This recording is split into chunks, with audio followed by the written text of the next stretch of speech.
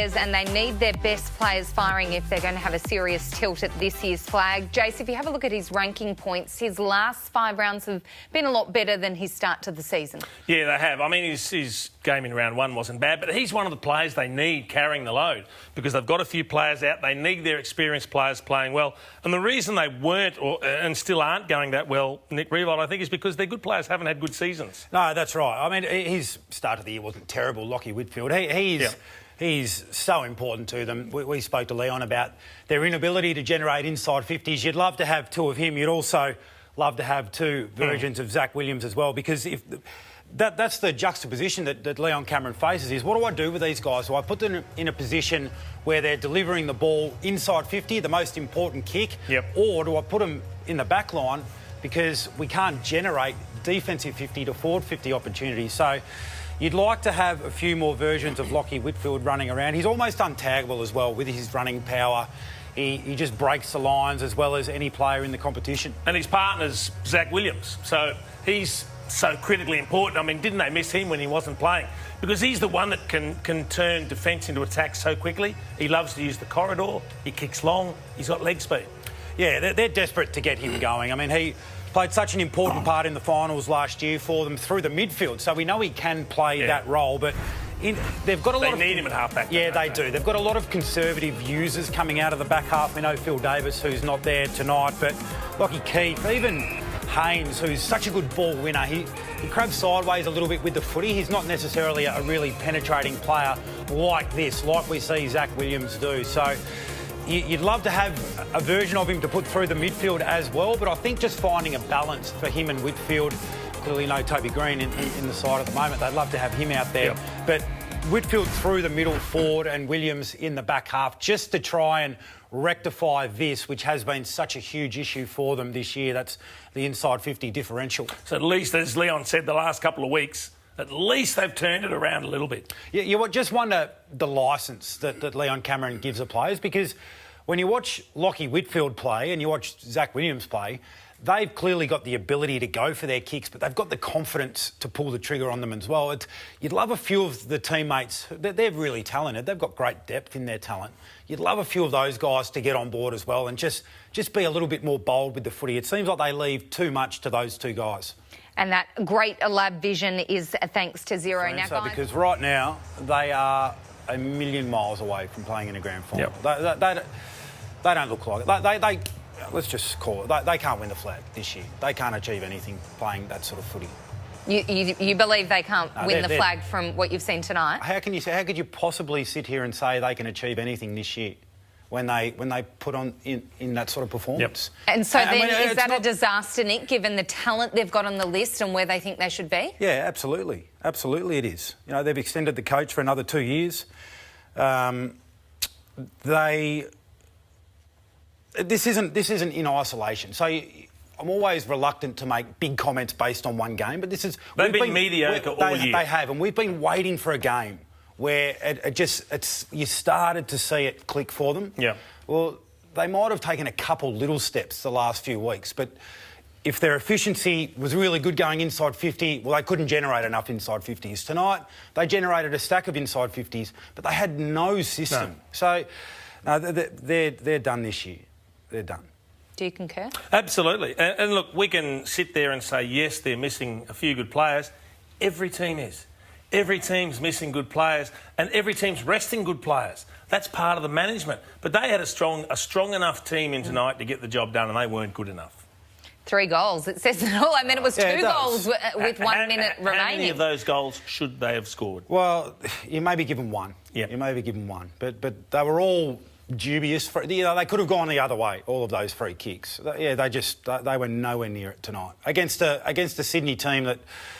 they're young, they're developing. They had a crack, so they outworked the Giants. They gave better effort. They had played with a greater intensity, and their system was better. I think that's not a team that's going to achieve anything this year. You're talking about can they achieve anything this year? If they can't generate 1 goal out of their own forward play, and not having to rely on free kicks, they couldn't generate 1 goal the old-fashioned way of actually earning it.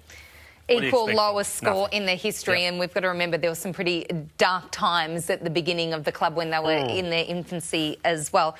One player who the Giants will undoubtedly be the big story out of tonight, and they face the West Coast Eagles next. They're going to want to find some form.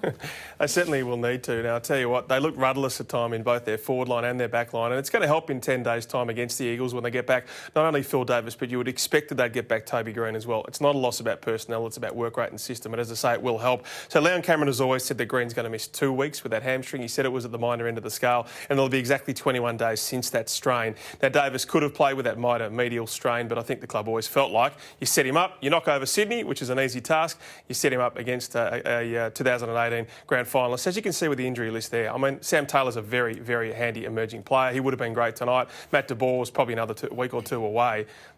That's not a massive injury list. You know, it's all about a team that wants to have a crack, and they're not doing it right now. Yeah, it's not. You really... They had a strong team in tonight. Yeah, they did. Toby Green's the only one that you look at there and say, well, he makes a huge difference to the team. Yep. Phil Davis is...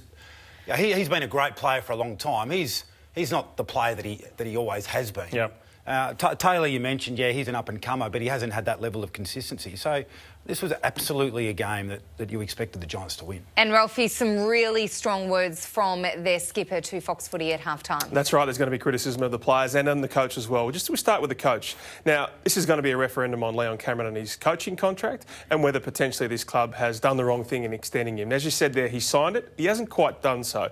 I can't see any way in which they'll pull back, though. Now, Tony Shepherd, the club chairman, said 3 weeks ago, it's virtually done in principle. It's not inked, but it's done in principle. I don't think you change your coaches like your socks. You stick with them. But clearly the time is right to put the heat on the players. Here is the first-year captain in Stephen Canelio with amazing comments at halftime. Steve Canelio's been good enough to join us. Steve, what did you make of that half? Yeah, hopeless really. Got to get in there and find an answer. We are been in this position twice in 2 weeks, and we've got to find something now. Cox, you're the skipper. You spoke about finding that answer. What is the answer? What do you say to the boys to try and generate a bit more intensity? Well, I just think they want it more than us. I think if you look at the contest, we might have got back into a little bit that quarter, but they're just cutting us up with the ball going forward, and just simply not good enough for you. Well, get in there and give them a rev up, mate. Thanks, mate. It's a broadside to everyone, and we love his honesty and we love the fact that he was able to talk to us. But hopeless. They want it more than this. They cut us up. That talks about system as well. So, look, I think the time is there to put some pressure on those players. Now, I mean, are there too many of these players who are on very long-term, very big contracts who potentially pick and choose when they want to go? Right now, they're not looking like a cohesive force, and the pressure is on their captain and their senior players to try and turn it around in 10 days' time. There's going to be a lot of criticism in the next few days about both the captain and the players and, of course, their coach, as there has been so often before.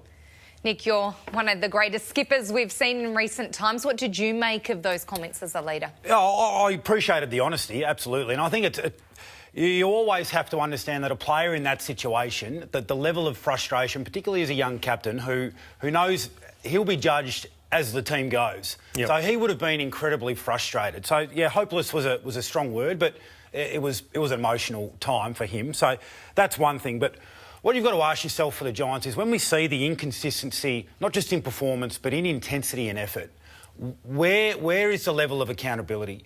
So how strongly now, on the back of a performance like that, is it reviewed? Are players held accountable that don't live up to the standard, regardless of who they are? Are they held captive by talent? And does at times the talent outweigh the level of effort that's given? So, you're a really talented guy. We're gonna back you in. We're gonna back you in because as a player, the moment that stands out to me throughout my experience as a captain and as a leader was when Ross Lyon in 2008. He said, enough's enough. I'm sick of the inconsistency and effort. And he made a really big statement by dropping senior players, all Australian players within our group. That was Nick Dalsano and Stephen Milne. And from then on, everyone was on notice. Wow, this guy means business. But what are the standards by which the GWS players abide? Well, I don't know. I don't know what their brand is. I don't know what their game style is. So we talk about talent and is that being held back? Is it being nurtured? Are they playing their team roles? I don't know. Jared Healy coined the phrase the orange tsunami. I don't know how many years ago was that. I haven't seen any of that for certainly in 2020 haven't seen any of it. So I don't know what they're trying to do style-wise. That's the difficulty in trying to get a handle on the Giants. We don't know what they're doing. Can't see it. But when you when you see the level of inconsistency that we're seeing with them. Yep. So they flicked the switch a couple of weeks ago against the Bombers at half-time. First half, they were really poor. They lacked method, yeah, but they lacked that intensity as well. When things got really different, they were able to crank it up to another gear. We've seen them play some amazing footy. Last year in the preliminary final, they had no right to win that game. Yep. But they gutsed it out. So they're absolutely capable. But haven't seen it once in 2020. It's not habit for them. It's not something that you just know they're going to tick it off every week. So you look at a team like Richmond, who have been the benchmark over the last 3 years. They, regardless of who's out there, they just give great effort all the time. The Giants aren't at that level. Massive questions for the Giants to answer at the moment. I'm sure they will dominate the headlines this week. And one man who is currently facing